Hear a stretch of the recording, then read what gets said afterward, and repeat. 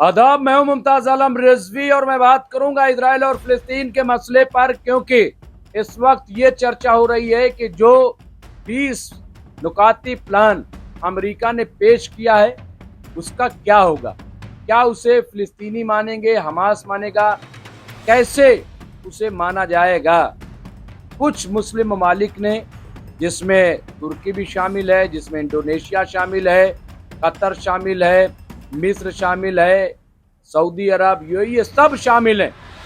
वहीं ईरान ने कहा, जो बयान आया ईरान के वजीर खारजा का, यहाँ पे आप देखिए उन्होंने क्या कहा। उन्होंने कहा गाजा बहरान का पायदार हल सिर्फ फिलिस्तीनियों के हक खुददारियत के एहतराम में है।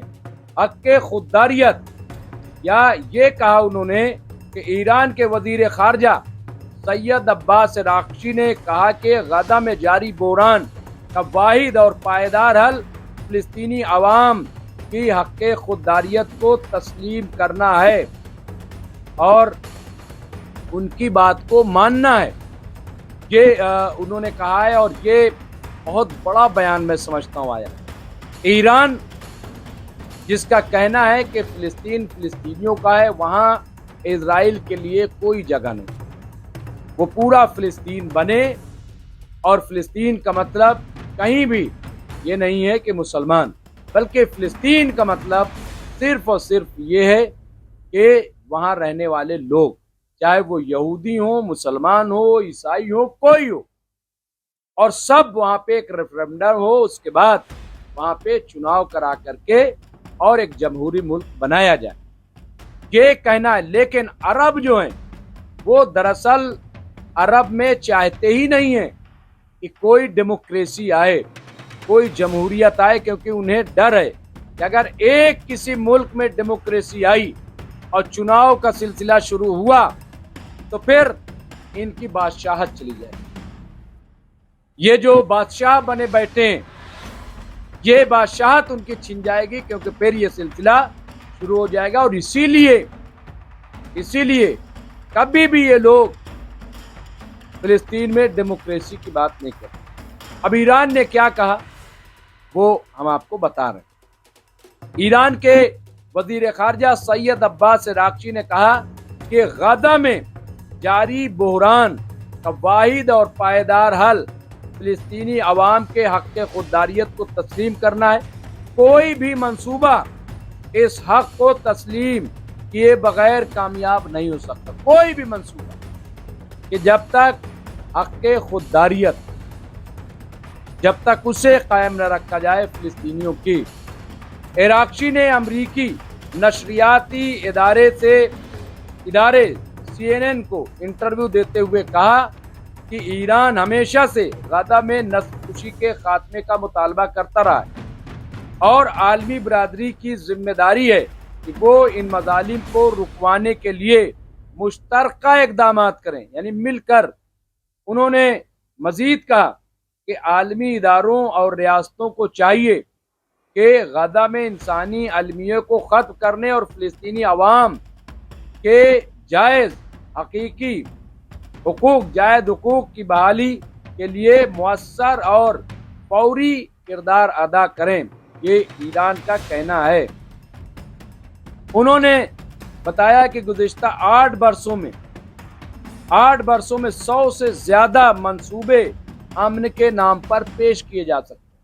पिछले 8 वर्षों में 100 से ज्यादा, ये ईरान का कहना है कि इस तरह के मंसूबे पेश किए जा सके हैं। लेकिन सिर्फ वही फार्मूला देरपा साबित होगा जो फिलिस्तीनी अवाम को अपने मुस्तकबिल के फैसले का हक देगा।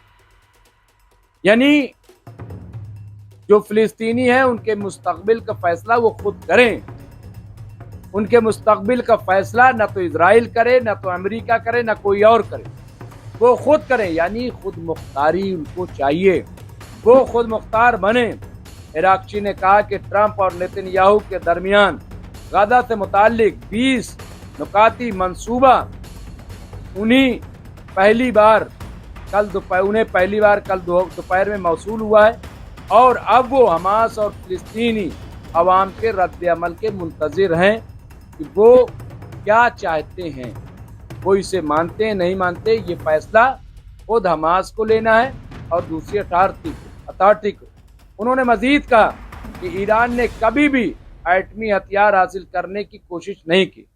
इसका सबूत 2015 का जौहरी मुआहदा है जो हमने नेक नियति से अमेरिका समेत 6 आलमी ताकतों के साथ किया और अपने तमाम वायदे पूरे किए और बैनुल अक़वामी तवानाई एटमिक की मुताद्दिद रिपोर्ट्स ने इसकी तस्दीक भी की, लेकिन अमेरिका ने इसके बावजूद मुआहदा तोड़ दिया और बाद अज़ां रवां बरस मुज़ाकरात की दावत देकर खुद ही हमला कर दिया।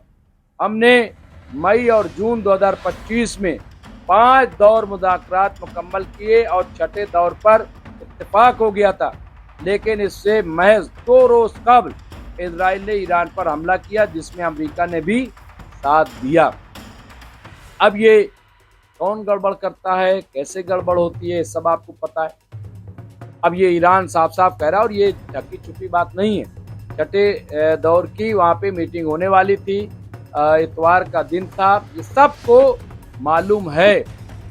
15 तारीख को मीटिंग होने वाली थी, यानी 15 जून इस साल के, और 13 जून को अटैक कर दिया इजराइल ने ईरान को। तो बहरहाल ये तमाम चीज़ें, अब खबर एक और इसी से जुड़ी हुई है कि अब ईरान ने कहा कि ईरान ने जो हमला किया था उसमें 16 पायलट मारे गए थे, लड़ाकू जहाज के पायलट इजराइल के।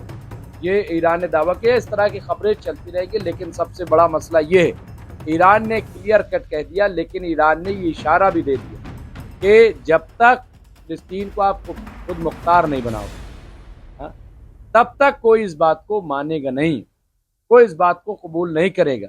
यानी फिलिस्तीन को आज़ादी चाहिए और वो आज़ादी के साथ अपने काम को अंजाम दे। उन्हें कैसे पढ़ना है, उन्हें ग्रो कैसे करना है, उन्हें किस मुल्क से दोस्ती करनी है, किस मुल्क से दोस्ती नहीं करनी, ये सारे फैसले खुद फिलिस्तीनी करें, ऐसा उन्हें पावर दिया जाए। तो ये ईरान ने एक तरह से क्लियर कर दिया, लेकिन ये कहा है कि जब तक हमास की तरफ से या फिलिस्तीन के अवाम गजा के लोगों की तरफ से कोई बातचीत नहीं आती, कोई बयान नहीं आता, वो इस पर कुछ नहीं कह सकते। लेकिन उन्होंने ये ज़रूर बताया कि 100 मरतबा इस तरह के फार्मूले पेश किए जा सके, लेकिन सब एक तरह से ही, यानी कोई जो है वो फिलिस्तीन को खुद मुख्तार बनाना नहीं चाहता। इसमें भी आप देखिए, हमास को डिसआर्म करने की बात है, हमास को सियासत से दूर रखने की बात है, हमास से माफ़ी मांगने की बात कही जा रही है। ये तमाम बातें सामने आ रही हैं। तो बहरहाल ये ईरान का मौक़िफ़ था और ईरान जो मुस्तकिल फ़िलिस्तीन के लिए लड़ता रहा और जंग अभी भी जारी है। जब हम आपसे बातचीत कर रहे थे, आप समझ लीजिए कि अंसारुल्लाह हौती मुस्तकिल हमले कर रहा है, गजा के अंदर भी हमला जारी है।